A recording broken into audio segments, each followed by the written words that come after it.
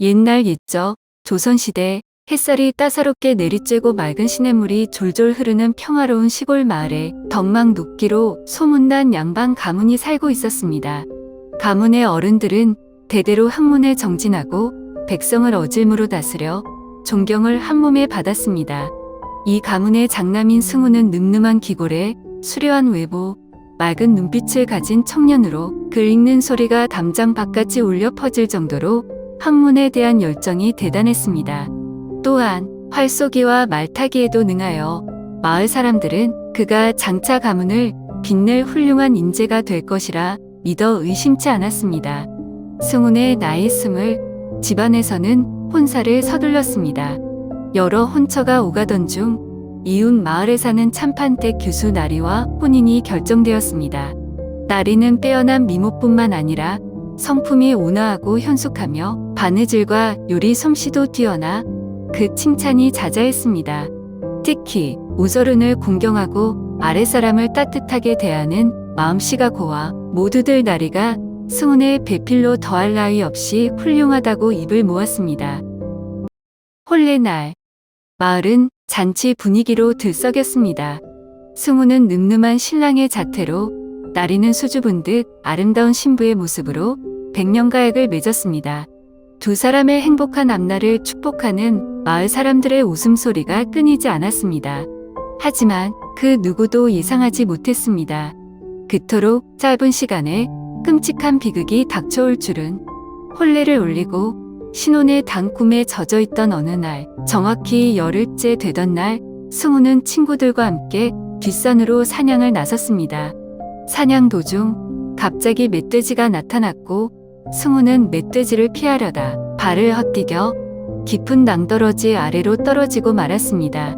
함께 갔던 친구들이 황급히 달려가 그를 구하려 했지만 이미 때는 늦었습니다. 승우는 그 자리에서 숨을 거두고 말았습니다. 갑작스러운 비극의 집안은 슬픔과 절망에 잠겼습니다.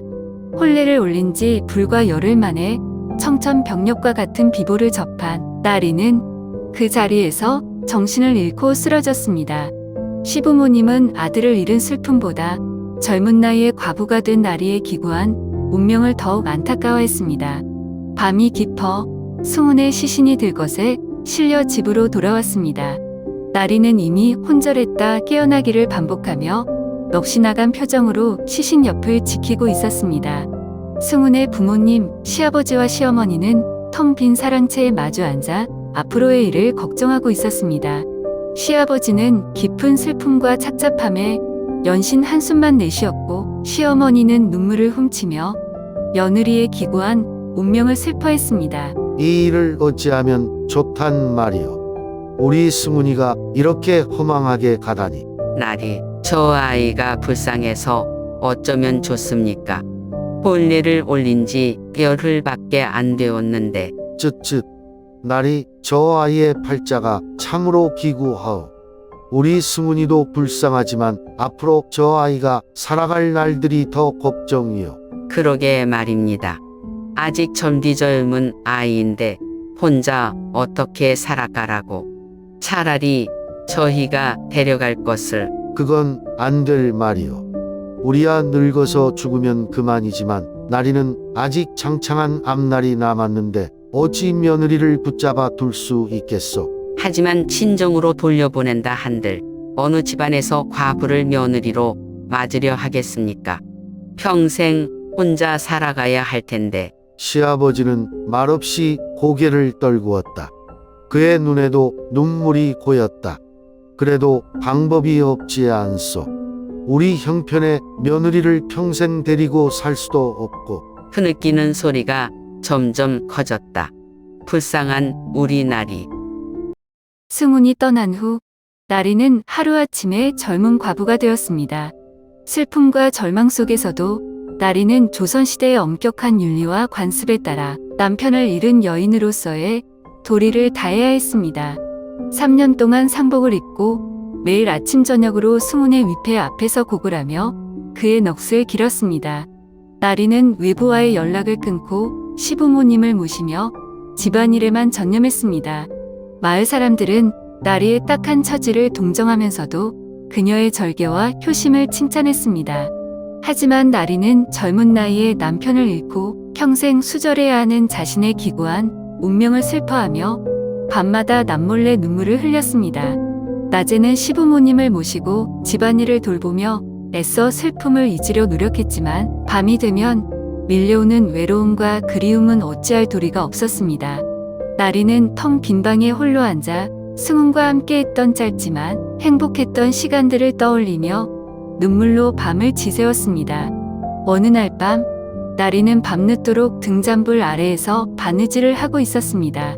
수놓을 천 위로 꽃잎이 한 잎, 두 잎 섬세하게 피어났습니다.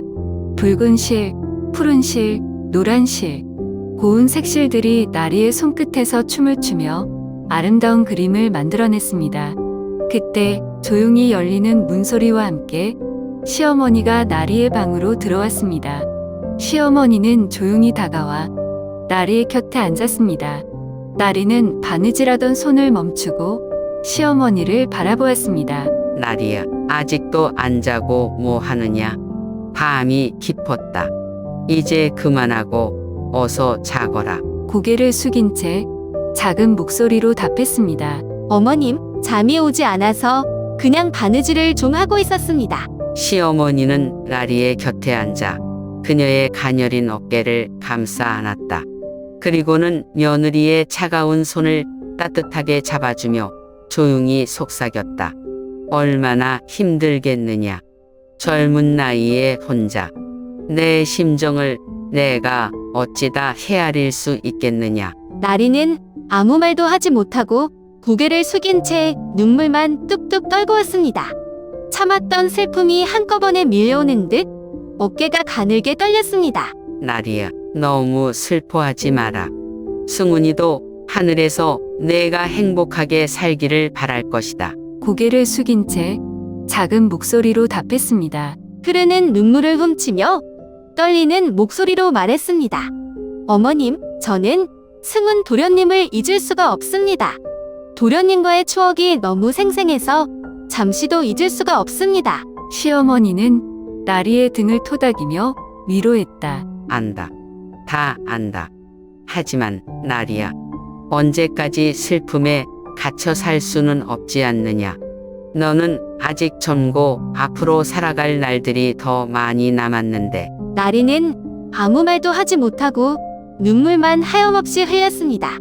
그녀는 시어머니의 따뜻한 위로에도 슬픔에서 헤어나올 수 없었습니다. 시어머니는 나리의 손을 꼭 잡으며 결심한 듯 힘주어 말했습니다. 나리야, 내 너를 친딸처럼 생각한다.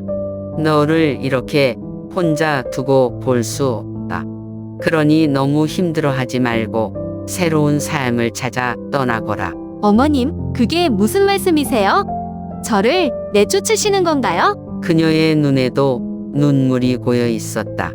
나리를 친딸처럼 아끼는 시어머니였기에 이런 결정을 내리기까지 얼마나 많은 고민을 했을지 나리는 짐작할 수 있었습니다. 나리는 자신의 외로움과 슬픔을 달래기 위해 바느질에 더욱 몰두했습니다. 비단실로 한 땀 한 땀 수놓은 꽃과 나비는 마치 나리의 잃어버린 행복과 희망을 상징하는 듯했습니다. 밤늦도록 등잔불 아래에서 바느질을 하는 나리의 모습은 애처롭고도 아름다웠습니다. 나리의 시부모님은 젊은 나이에 과부가 된 며느리를 진심으로 아끼고 불쌍히 여겼습니다. 그들은 승훈을 잃은 슬픔만큼이나 나리의 앞날을 걱정했습니다. 하지만 그들의 마음 한구석에는 나리가 평생 수절하며 승훈의 곁을 지키고 가문의 대를 이어주기를 바라는 마음 또한 없지 않았습니다. 그것이 그 시대의 윤리이자 가문의 명예를 지키는 길이라고 믿었기 때문입니다. 어느 날 밤 시아버지는 밤늦도록 서책을 읽는 척했지만 실은 며느리 걱정에 잠을 이루지 못하고 있었습니다. 그는 불안한 마음에 방문 밖으로 나와 나리의 방 주위를 서성이며 혹시라도 낯선 소리가 들리지 않나 귀를 기울였습니다. 그때 시어머니가 조용히 다가와 시아버지의 어깨에 손을 얹었습니다. 영감, 잠도 안 주무시고 뭘 그리 서성이십니까? 날이 저 아이가 걱정이 되어서 잠이 오지 않소. 저도 마찬가지입니다. 밤마다 날이 방에서 흐느끼는 소리가 들리는 듯하여 마음이 아픕니다. 날이 저 아이가 과연 평생 혼자 살 수 있을까? 혹여 딴 마음을 품는 것은 아닐까? 설마 그럴 리가 있겠습니까? 나리는 정실 부인인데, 그리고 승훈 도련님을 얼마나 사랑했는데. 하지만 나리는 아직 젊고 아름답소. 세상에는 옳지 못한 유혹들이 얼마나 많은데. 혹여 그런 유혹에 넘어가 가문의 명예에 흠집이라도 내는 날에는 시어머니는 시아버지의 말을 듣고 얼굴이 굳어졌다. 안 됩니다. 절대로 그런 일은 있어서는 안 됩니다. 나도 알고 있소. 하지만 사람 마음이라는 것이 어디 뜻대로 되는 것이오. 시어머니는 아무 말도 하지 못하고 그저 깊은 한숨만 내쉬었습니다. 날이 저 아이를 위해서라도 우리가 더욱 신경을 써야 하오. 혹시라도 딴 생각을 품지 못하도록. 알겠습니다. 영감. 두 사람은 밤늦도록 잠 못 이루고 며느리의 앞날을 걱정하며 긴 한숨만 내쉬었습니다. 그러던 어느 날 밤, 평소와 달리 나리의 방에서 규칙적으로 들려오던 배 짜는 소리가 들리지 않았습니다. 평소 나리는 늦은 밤까지 배를 짜거나 바느질을 하며 시간을 보내곤 했습니다. 시어머니는 왠지 모를 불안감에 휩싸였습니다. 며느리가 혹시 아픈 것은 아닌지, 아니면 무슨 다른 일이라도 생긴 것은 아닌지 걱정이 되었습니다. 며느리가 잠들었을 거라 생각하면서도 혹시나 하는 마음에 시어머니는 조용히 자리에서 일어나 나리의 방문 앞으로 다가갔습니다. 방문 밖으로 새어 나오는 불빛은 없었고 방 안은 쥐 죽은 듯 고요했습니다. 방문은 굳게 닫혀 있었습니다. 시어머니는 조심스럽게 방문 앞에 귀를 기울였습니다. 아무런 소리도 들리지 않았습니다. 평소 같으면 나리의 숨소리나 뒤척이는 소리라도 들려야 할 텐데 너무 조용해서 오히려 불안했습니다. 혹시 나리가 아픈 것은 아닐까? 아니면 혹시 딴 마음을 품고 밤중에 몰래 누구를 만나러 나간 것은 아닐까? 별의별 불길한 상상이 시어머니의 머릿속을 어지럽혔습니다. 그녀는 가슴이 쿵쾅거리고 손발이 차가워지는 것을 느꼈습니다. 젊은 과부가 혼자 지내는 방에서 밤늦도록 아무 소리도 들리지 않는다는 것은 결코 좋은 징조가 아니었습니다. 더 이상 참을 수 없었던 시어머니는 조심스럽게 방문을 열고 방 안을 들여다보았습니다. 얇은 창호지 문을 통해 희미한 달빛이 방 안으로 쏟아져 들어와 어렴풋이 방 안을 비추고 있었습니다. 그리고 시어머니는 믿을 수 없는 광경을 목격하고 그 자리에서 얼어붙고 말았습니다. 나리는 잠옷 차림으로 이불 위에 엎드려 있었습니다. 그런데 그녀는 죽은 승훈의 베개를 끌어안고 마치 살아있는 사람을 대하듯 베개의 얼굴을 파묻고 뺨을 비비고 머리를 쓰다듬고 있었습니다. 베개는 낡고 해졌지만 승훈이 살아생전 사용하던 것이 분명했습니다. 승훈 도련님 보고 싶어요. 너무 보고 싶어요. 어디 계세요? 왜 저를 혼자 두고 가셨어요? 나리는 흐느끼며 알 수 없는 말을 중얼거렸습니다. 마치 승훈이 살아 돌아와 자신의 곁에 있는 것처럼 애절하게 그의 이름을 부르며 베개의 얼굴을 부비고 있었습니다. 시어머니는 며느리의 행동에 충격과 당혹감, 그리고 왠지 모를 수치심을 느꼈습니다. 그런데 더욱 놀라운 광경이 시어머니의 눈에 들어왔습니다. 나리가 승훈의 베개를 두 다리 사이에 끼우고 마치 남녀가 정을 통하는 듯한 행동을 하고 있었습니다. 시어머니는 더 이상 볼 수 없었습니다. 그녀는 황급히 방문을 닫고 자신의 방으로 돌아왔습니다. 하지만 방금 전 본 충격적인 장면은 그녀의 머릿속에서 떠나지 않았습니다. 아니, 설마 나리가 그럴 리가 없어. 하지만 저 모습은 도대체 무엇이란 말인가? 젊은 과부가 혼자 지내는 것이 얼마나 힘든지 내 모르는 바는 아니지만 혹시 정절을 잃고 다른 사내를 만나는 것은 아닐까?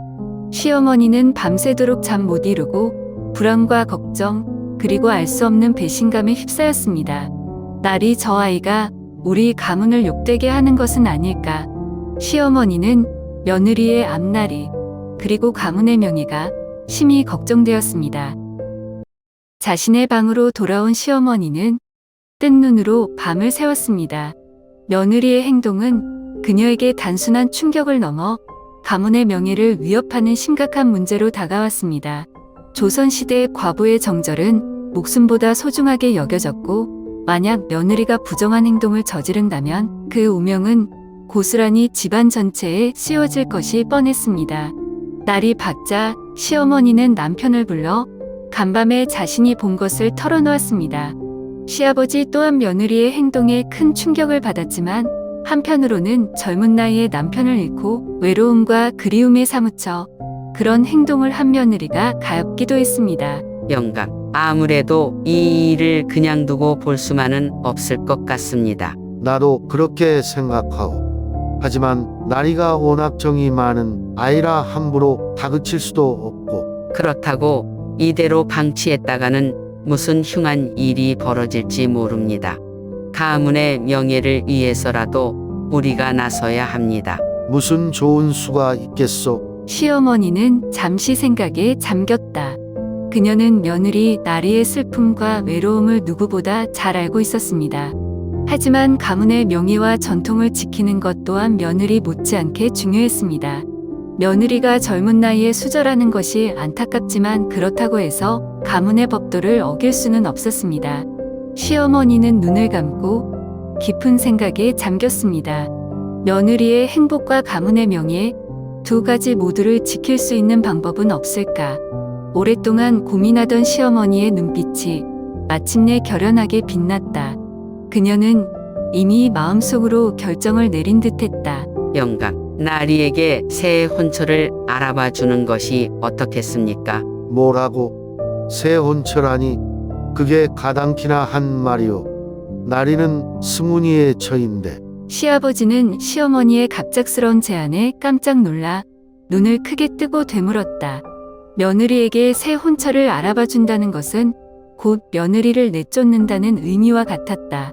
시아버지는 며느리 나리를 딸처럼 아끼고 사랑했기에 차마 그런 모진 결정을 내릴 수 없었습니다. 그는 나리가 승훈을 잃은 슬픔을 딛고 새로운 삶을 살기를 바랐지만 그렇다고 해서 억지로 다른 사람에게 시집을 보내고 싶지는 않았습니다. 물론 쉽지 않은 일이라는 것을 압니다. 하지만 이대로 나리를 혼자 두었다가는 더 큰 화를 당할 수도 있습니다.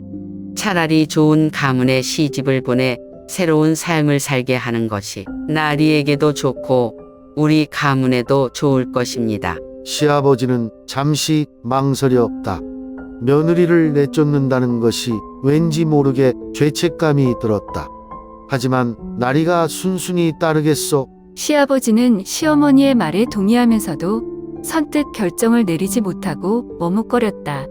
그는 나리가 승훈과 혼인한 후 집안에 들어와 보여준 효심과 승훈을 향한 지극한 정성을 잊을 수 없었습니다.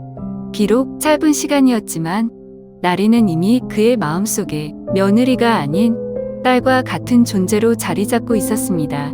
그런 나리를 이제 와서 남편을 잃었다는 이유로 집안에서 내쫓는다는 것은 왠지 모르게 모질고 비정한 짓처럼 느껴졌습니다. 그것은 우리가 설득해야지요. 나리를 위해서 하는 일이라고 잘 말씀드리면 나리도 이해할 것입니다. 시아버지는 여전히 망설이는 표정이었다. 영감, 더 이상 시간을 지체할 수 없습니다. 나리가 다른 사내와 정분이라도 나는 날에는 우리 가문은 끝장입니다. 시아버지의 마음은 복잡했다. 며느리의 행복을 바라는 마음과 가문의 명예를 지켜야 한다는 책임감 사이에서 그는 쉽게 결정을 내리지 못하고 갈등했습니다.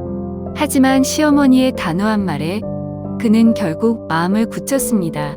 더 이상 시간을 지체했다가는 정말로 돌이킬 수 없는 일이 벌어질 수도 있다는 생각에 그는 깊은 한숨을 내쉬며 무거운 마음으로 고개를 끄덕였다. 알겠소. 부인 당신 뜻대로 하시오. 시아버지는 시어머니의 단호한 말에 그리고 굳게 닫힌 며느리 나리의 방문을 번갈아 바라보며 깊은 고민에 잠겼습니다. 그는 여전히 망설이는 표정을 지으며 쉽사리 결정을 내리지 못하고 묵직한 침묵을 지켰습니다. 시아버지의 머릿속에는 지난날 나리의 모습이 주마등처럼 스쳐 지나갔습니다. 처음 나리가 집안에 들어왔을 때 수줍어하면서도 밝게 웃던 모습, 시부모님께 깍듯하게 예를 갖추던 모습, 승훈과 함께 다정하게 밭일을 하던 모습, 그리고 승훈을 잃고 슬픔에 잠겨 밤마다 흐느끼던 모습까지 시아버지는 며느리 나리를 며느리로서뿐만 아니라 한 인간으로서 진심으로 아끼고 사랑했습니다. 그는 나리가 젊은 나이에 남편을 잃고 평생 수절하며 살아가는 것이 얼마나 힘들고 고통스러울지 짐작조차 할 수 없었습니다. 하지만 그렇다고 해서 나리를 다른 사람에게 시집 보내는 것은 더욱 상상하기 힘든 일이었습니다. 시아버지는 시어머니의 말대로 나리에게 새 혼처를 알아봐 주는 것이 정말로 나리를 위한 최선의 선택인지 확신할 수 없었습니다. 그는 나리가 새로운 삶을 찾아 행복해지기를 바랐지만 한편으로는 나리가 승훈을 잊고 다른 사람의 아내가 되는 것을 받아들이기 힘들었습니다. 시아버지는 깊은 한숨을 내쉬었습니다. 그의 어깨가 무겁게 내려앉았습니다. 그는 고개를 들어 시어머니를 바라보았습니다. 시어머니의 눈빛은 단호했고 흔들림이 없었습니다. 그녀는 이미 모든 것을 결정한 듯 했습니다. 시어머니는 나리에게 새 혼처를 알아보는 대신 은밀하고 돌이킬 수 없는 다른 계획을 세웠습니다. 며느리가 스스로 집을 떠나는 것을 기다릴 수도, 다른 사내와 정분이 나는 위험을 감수할 수도 없었던 시어머니는 극단적인 방법을 선택하기로 마음먹었습니다. 그녀는 오랫동안 알고 지내던 믿을 만한 신복 몇 명을 은밀히 불렀습니다. 그리고 그들에게 나리를 깊은 산속에 버리고 오라는 끔찍한 지시를 내렸습니다.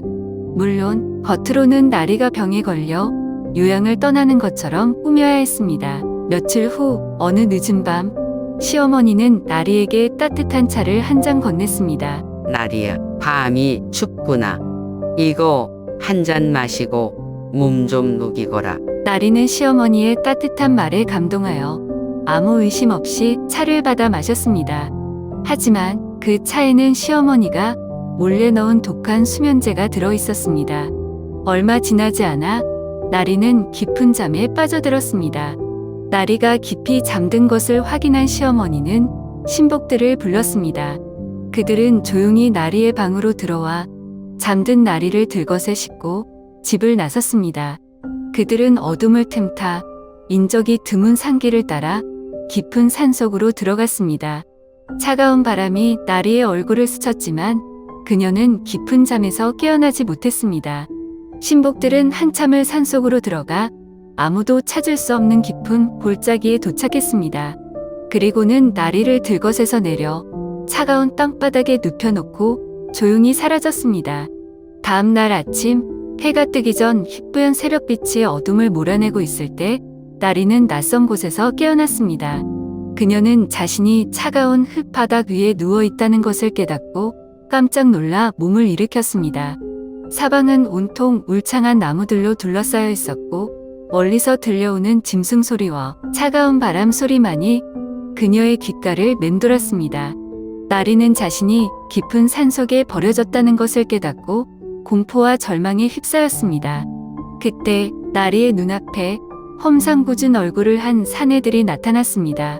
그들은 산속에 숨어 살며 지나가는 사람들을 약탈하는 악명 높은 산적들이었습니다. 그들은 며칠 전부터 숲속에 홀로 버려진 젊은 여인을 발견하고 그녀를 노리고 있었습니다. 헤헤, 이게 웬 떡이냐. 하늘이 우리에게 예쁜 색시를 내려주셨구나. 꼼짝 마라. 조금이라도 반항하면 이 칼 맛을 보게 될 것이다. 나리는 산적들의 우두머리가 흉악한 미소를 지으며 자신에게 다가오는 것을 보고 온몸이 얼어붙는 듯 했습니다. 하지만 나리는 쉽게 포기하지 않았습니다. 그녀는 필사적으로 저항했습니다. 시어, 저리 가. 놔둬. 살려주세요. 제발. 나리는 비명을 지르며 산적들에게 발길질을 하고 주먹을 휘두르고 몸부림치며 격렬하게 저항했습니다. 하지만 이미 수면제에 취해 힘이 빠진 상태였고 게다가 여러 명의 건장한 사내들을 당해낼 수는 없었습니다. 산적들은 나리의 저항을 비웃으며 그녀를 제압하고 결박했습니다. 나리는 절망 속에서 마지막 희망을 잃지 않으려 했었지만 점점 더 깊은 절망의 늪으로 빠져들고 있었습니다. 그녀는 눈을 감고 간절하게 기도했습니다. 제발 이 끔찍한 악몽에서 벗어나게 해달라고, 사랑하는 남편의 품으로 돌아갈 수 있게 해달라고. 나리가 절망 속에서 마지막 희망의 끈을 놓으려는 순간 어디선가 날카로운 칼날이 번뜩이며 산적들을 향해 날아들었습니다. 이놈들, 썩 물러서지 못할까. 우렁찬 고함 소리와 함께 짐승 가죽 옷을 걸치고 손에는 날카로운 칼을 든 건장한 체격의 사내가 나타났습니다. 그는 험준한 산길을 능숙하게 누비며 짐승을 사냥하는 숙련된 사냥꾼이었습니다. 사냥꾼은 재빠른 몸놀림으로 산적들을 제압하고 나리를 구해주었습니다. 나리는 떨리는 눈으로 자신을 구해준 사냥꾼을 바라보았습니다. 그는 보검이라는 이름을 가진 30살쯤 되어 보이는 젊은이였습니다. 짙은 눈썹, 매서운 눈매, 다부진 체격은 그가 험난한 산속 생활에 익숙한 사람임을 말해주는 듯했습니다. 하지만 그의 눈빛은 맑고 따뜻했으며 굳게 담은 입술에서는 강직함과 정의로움이 느껴졌습니다. 괜찮으시오? 어디 다친 데는 없소? 보검은 걱정스러운 표정으로 나리에게 물었습니다. 나리는 보검의 도움으로 간신히 몸을 일으켜 옷매무새를 가다듬었습니다. 그리고는 떨리는 목소리로 간신히 감사의 인사를 전했습니다. 고맙습니다. 생명의 은인이십니다. 보검은 나리가 깊은 산속에 홀로 버려진 연유를 묻고 그녀의 기고한 사연을 듣게 되었습니다. 나리의 딱한 처지에 깊이 공감한 보검은 그녀를 자신의 오두막으로 데려가 정성껏 보살펴 주었습니다. 보검은 험한 산속에서 홀로 살아가는 외로운 사냥꾼이었습니다. 그는 나리의 아름다움과 고난 속에서도 잃지 않는 굳은 의지와 착한 심성에 감탄했습니다. 나리 또한 보검의 용감하고 정의로운 모습, 그리고 험한 산속 생활에서도 잃지 않는 따뜻함과 순박함에 점점 마음이 끌렸습니다. 두 사람은 함께 산에서 약초를 캐고 짐승을 사냥하며 어려운 시간을 함께 헤쳐나갔습니다.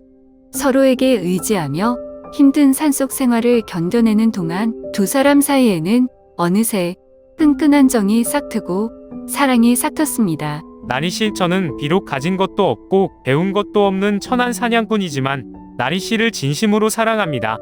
부디 제 아내가 되어 주십시오. 보검 씨, 저 또한 당신을 존경하고 사랑합니다. 하지만 저는 이미 혼인을 한 몸이고 남편을 잃은 과부입니다. 알고 있습니다. 하지만 저는 나리씨의 과거를 탓하지 않습니다. 저는 그저 나리씨의 곁에서 나리씨를 지켜주고 싶을 뿐입니다. 나리는 보검의 진심 어린 고백에 감동하여 눈물을 흘렸습니다. 그리고 마침내 그의 청혼을 받아들였습니다.